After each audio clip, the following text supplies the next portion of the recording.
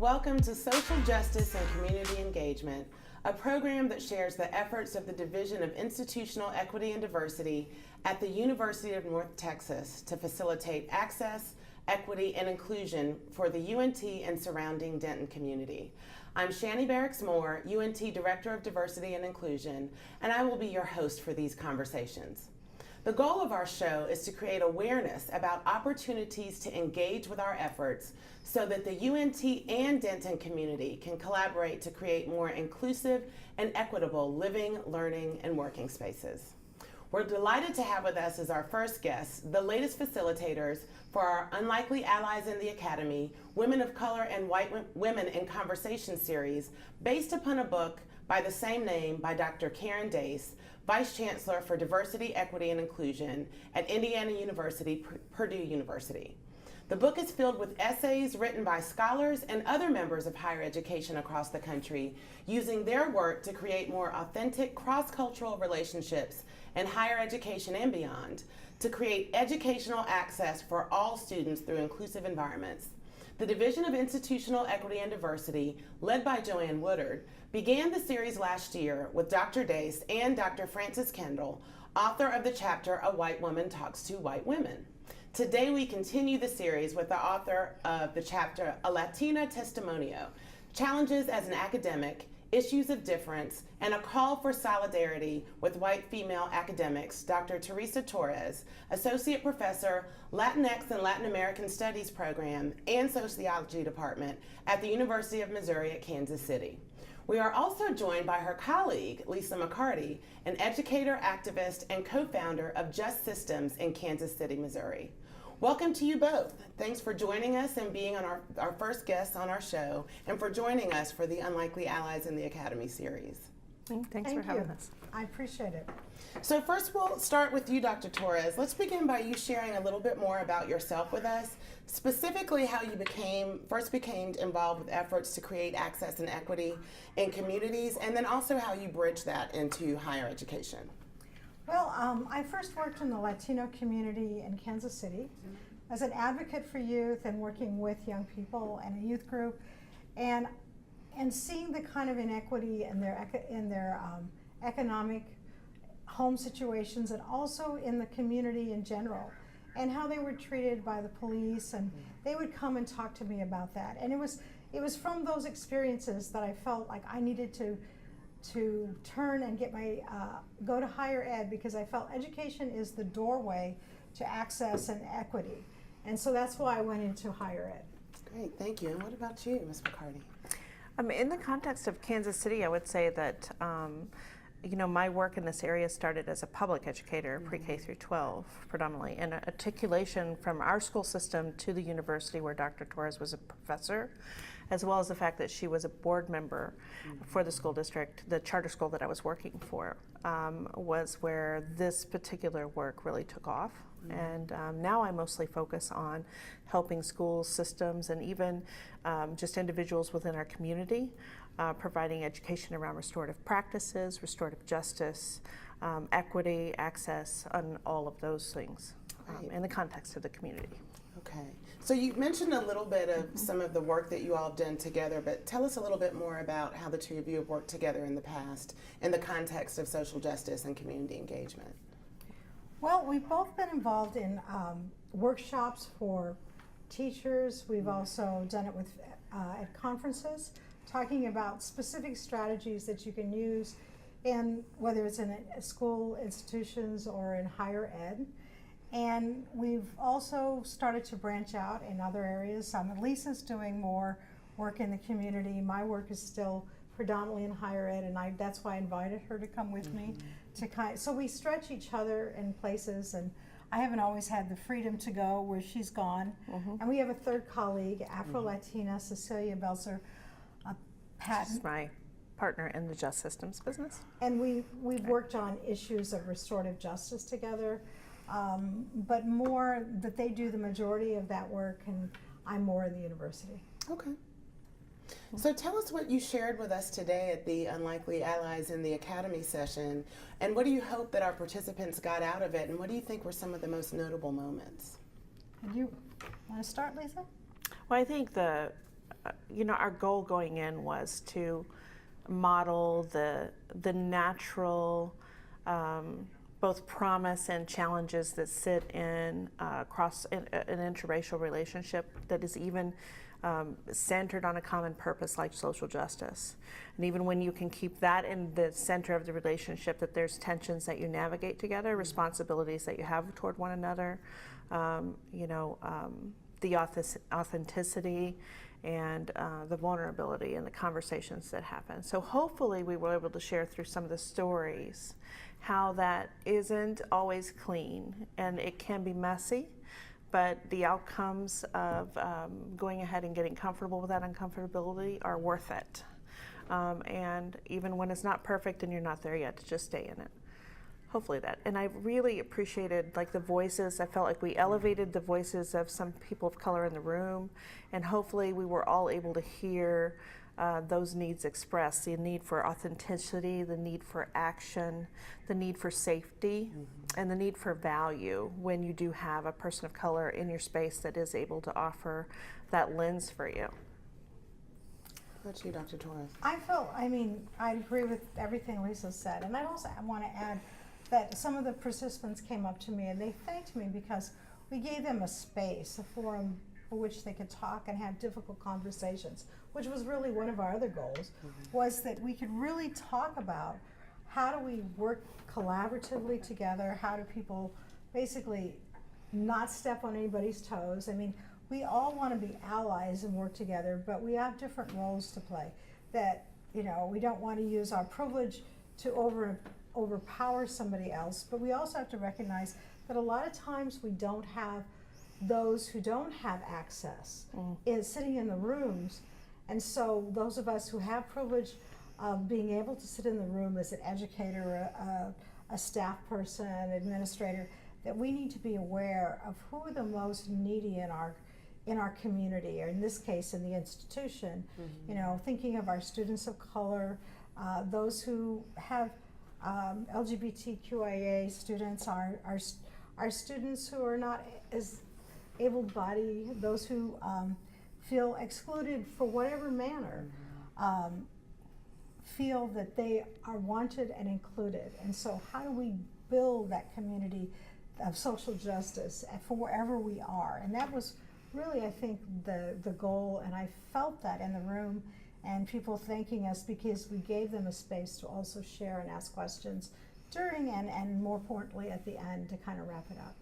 And it's interesting you say that because I had one of the participants come up to me afterwards who comes to a lot of our programs saying that this was the best program that she'd ever attended. It was very interactive, and I think you really did create a space and a place for those voices that often get silenced to be part of the conversation. So that goes to my next question. How might this topic of creating safe spaces and creating authentic cross-cultural relationships be applicable beyond higher education, and specifically in communities like Denton? Okay, I love that question. When I saw that, I said, that's great, because my university, the University of Missouri, Kansas City, is part of our mission to engage the urban environment. And we can always do more, of course, but I felt that from the beginning, and that was one of the reasons why I was happy to go, because I'd been a long-standing community member, went away and got my PhD and came back, and wanted to be at a place where I didn't feel isolated from the community and the Ivory Tower, but rather to do research. So I think one of the first places is, as faculty, staff, and administration, we need to look at where are those places that need our assistance the most. And so right now we're doing research in the community from our Latinx and Latin American Studies program, looking at the Latino population in our metropolitan area, focusing on some of the most vulnerable and fragile systems and saying what are the assets instead of always looking at deficits. So that's one of the things, is to start off from a positive sense that communities have and build on relationships and can create those assets. So how do we help to empower and work collaboratively together? And that's what we're doing at a grassroots level. That's great. What about you, Lisa? When I think about the impact of, the work you did today, the work that we're doing, and the work that you're doing here at UNT around this the subject and how it will live out beyond the institution.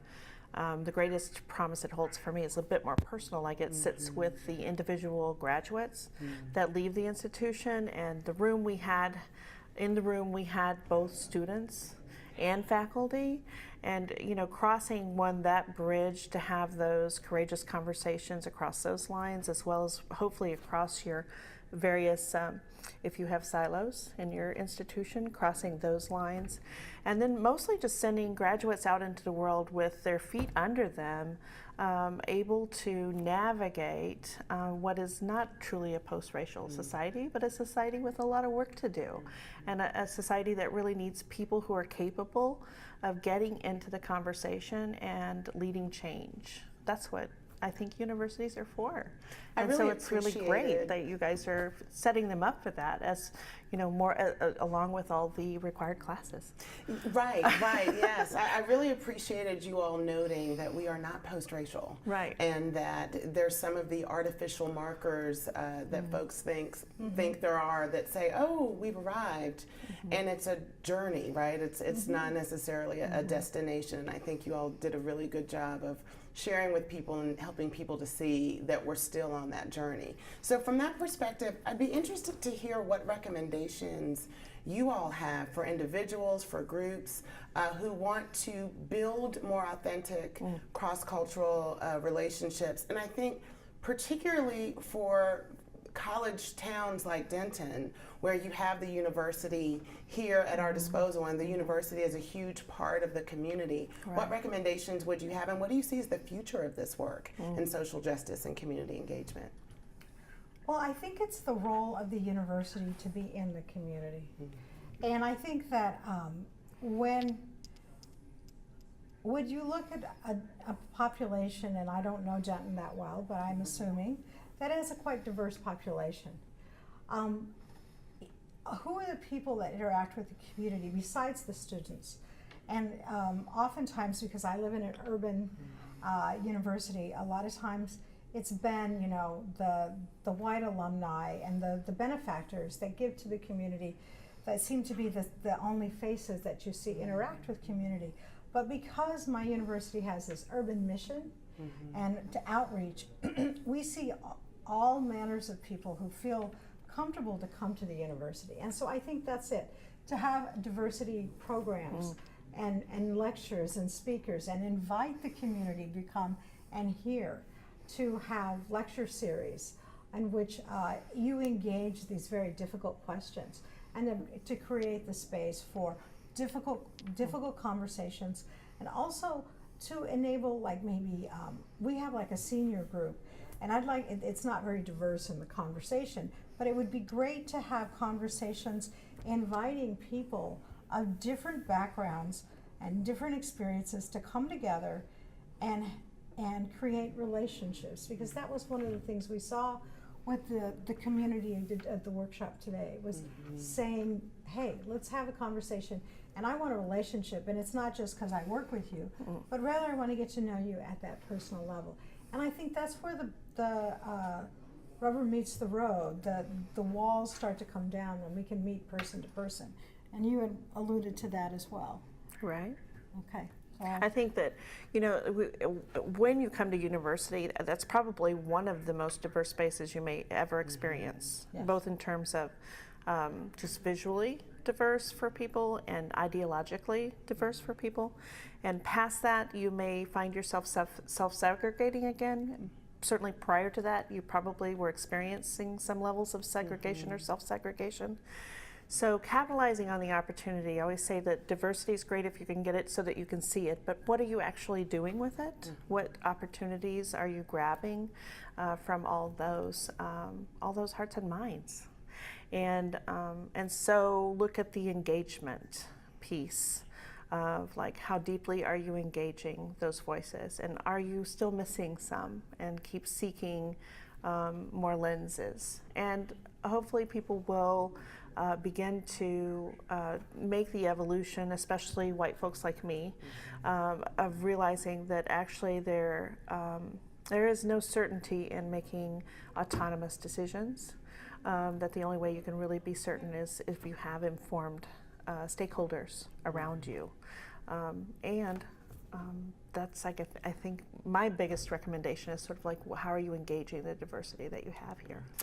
That's wonderful advice, and I want to thank you so much, both Dr. Torres and Lisa McCarty, for being here with us for our program, joining us for being our first guest for our social justice and community engagement, and we hope you enjoyed your time in Denton and that you come back and visit us. Thank you. Thank you very much. We did.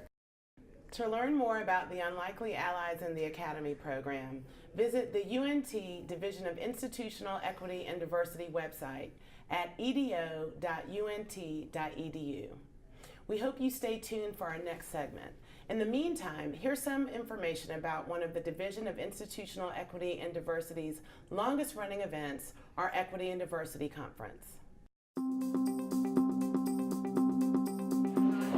The Division of Institutional Equity and Diversity at the University of North Texas hosts the Equity and Diversity Conference annually. Planned by the Office of Diversity and Inclusion, which includes the Multicultural Center and the Pride Alliance. The conference brings together students, educators, professionals, and community members to promote topics of equity and inclusion in higher education. The University of North Texas prides itself on diverse student population, administration, and professionals. Diversity and inclusion topics are always of great interest to me, and so I'm hoping to gain a lot from the different workshops. In fact, I already have. This is about fighting the systems that's been in place, and that's very important for students of color or those in marginalized communities in general. Every interaction I've had with everybody here has motivated me. Everyone came here with the same common goal, and that's to grow and develop. And so everyone having that same mindset coming here and having conversations, I've been able to take something just from simple 2-minute interactions with everybody I've met. I, like many the world over, Speakers and presenters will share insightful messages of equity, inclusion, identity, and diversity throughout the conference. Be more, act more, and learn more. How do you find balance in authentically kind of being yourself without getting the label of and I'm gonna say it, angry Black woman? What's your goal? What's the things that they want? And then match them up. It's not a long-term lasting social justice coalition that'll last forever. And I think it's important that we show up as students, just to be in this space. So I feel more than just motivated, but inspired and empowered to really make an impact on the UNT community and the broader Denton, DFW, Texas region. A well-known writer once said, as an immigrant, you are too foreign for here, you are too foreign for home, you are never enough for both. With several workshops and showcases, such as the spoken word competition, students are highly encouraged to attend the conference. Share and gain insightful perspectives from professionals and others within the UNT community. For more information about the conference, including sponsorship, vendor, and workshop presentation opportunities, contact the Office of Diversity and Inclusion.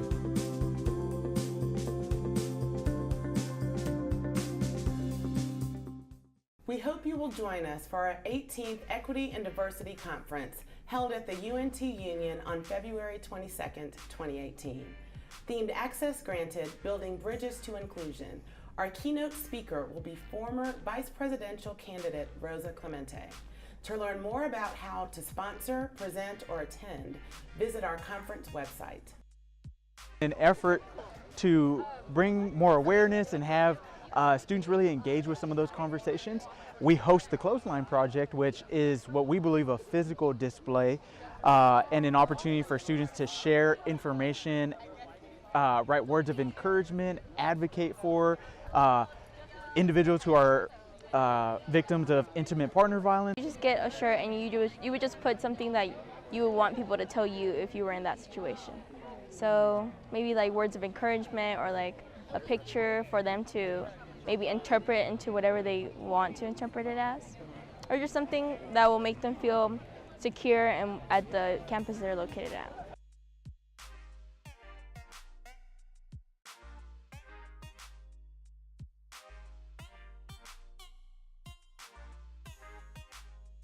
Welcome back to Social Justice and Community Engagement.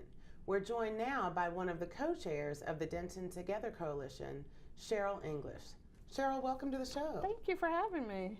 So let's begin our conversation, Cheryl, by you telling us about the Denton Together Coalition. I know it's a group of community-based organizations and that you and Pat Smith of Serve Denton lead together. Yes. So tell us a little bit about that. Well, the Denton Together Coalition was an initiative put together or to come together from the mayor, our Denton Mayor, Chris Watts, as he was working with the Department of Justice on something else that was going on. And so in light of the incidents that happened in Ferguson, this was an initiative that he wanted for the city of Denton. We're a small city, but we're a growing city. And so growing pains exist. And so in light of that, we are an organization that of many organizations that come together to be proactive in the community so that we don't have any incidents like Ferguson here in Denton. So tell us about some of the members of the Denton Together Coalition. We have a wide variety of members. We have the Denton Black Chamber of Commerce. We have many churches in the community that are involved. We have a retired social worker, Denton Independent School District, LULAC, NAACP. We have law enforcement, and we have law enforcement from the local colleges, UNT, TWU, and NCTC, and Serve Denton, and just some community members. Can anyone join Denton Together Coalition? Is it open, or how does the membership work? Well, the membership initially was put together by the mayor, and he called certain community leaders to come together. So it would have to be in that realm. You would have to be invited, because each of these groups bring a different aspect to the table. Gotcha. Mm-hmm. Okay. So you talked a little bit about the coalition's relationship with the city of Denton, Right. but can you say a little bit more about how you specifically work with the city of Denton, if at all? We are an independent community group. We are not a part of the city. However, we do have good communication with the city because, of course, we have to come back and give benchmarks to the mayor as to where we are as a coalition and what we're doing and what our goals are. We do utilize some of the city property as far as having our meetings and things of that nature, and they assist us if we need to get access to sending out agendas and things of that nature. And if we need to get a department in the city to work on some of the things that we're working on, then we can put that request in. But we are an independent community group. So what have been some of the coalition's activities or causes that you all have worked on since its inception? So when we first started, there were so many issues, and we've had emergency meetings with regards to our police force when they had the shootings in Dallas, and just to come together and support as a community. But we also, dealt with topics like racism because, that's the world we live in today, and hate and things of that nature. And so you don't want those kind of incidents to come along, and then you have a group or a pocket within the city that feels a certain way, and that becomes something else. And then we also do the MLK Day of Service. And we've partnered with Target, and so Target gives us a grant, and so I think this last year was $10,000. Oh, wow. And so we find projects within the community, and we, do some improvements. Like one year at Fredmore Park, we put in a big smoker, we made bleachers, we painted, and at some of the nursery schools, and helped out some of the nonprofits in the community. And then we all got back together at the Civic Center, and we broke bread together and had lunch and just had a little program there. So we definitely do that. Then we also had a prayer service where the community came together just for healing and solidarity, and that was also a great thing. So we're expanding and doing different things in the community just to bring us together as a whole and let people in the community know. They don't always get an opportunity to know who the mayor is or what he looks like or who the city manager is or the police chief or the fire chief or what have you. And basically, if people have problems with certain issues in the community, then they come to the coalition so that we can be that voice that will help them advocate on their behalf. The awareness building opportunities that we like to call them, Yes. that members of the coalition will be participating in with the Division of Institutional Equity and Diversity, Right. called Inclusion, Equity, and Community Building. And folks in our office, the Office of Diversity and Inclusion, are going to be facilitating those sessions for you. Can you tell us about what it is that you hope the members of the coalition get out of that, and how you think you might be able to apply it to some of your work? Well, first of all, we all came together with this big goal in mind, and I think to successfully execute it, we need to get to know about each other. We've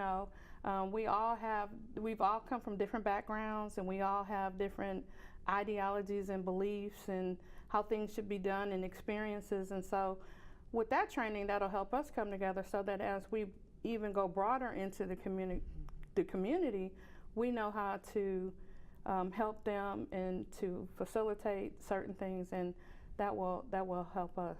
I think some of the things that we plan to talk about, things like cultural humility Right. and self-reflection, and we'll get a little bit into bias awareness Right. and microaggressions Right. and some issues of privilege and how privilege may play out in our communities. Exactly. Hopefully, we're hoping that that's really going to help us all to work together a lot more effectively and to practice intentional inclusion, so Exactly. that we're making sure that we're even being inclusive as it relates to things like faith-based organizations, so that they feel as if the work that we're doing Right. is reflective of their Right. perspectives. So, because we don't want to leave anybody out. So I think that, this will be a great training that will make us even closer and aware of a lot of things that we may not be aware of. Sure. So to that end, in your view, what do you think are some of the most important issues or challenges in the city of Denton that you think the Denton Together Coalition can help with? Well, right now we are a growing city. And I am from a bigger city, and I relocated to Denton in 2002. And so with growing, you have growing pains. And, there may be certain groups that feel like that they're not included or have certain issues or feel a certain way. That's why it's such a good mix from different organizations that are a part of this.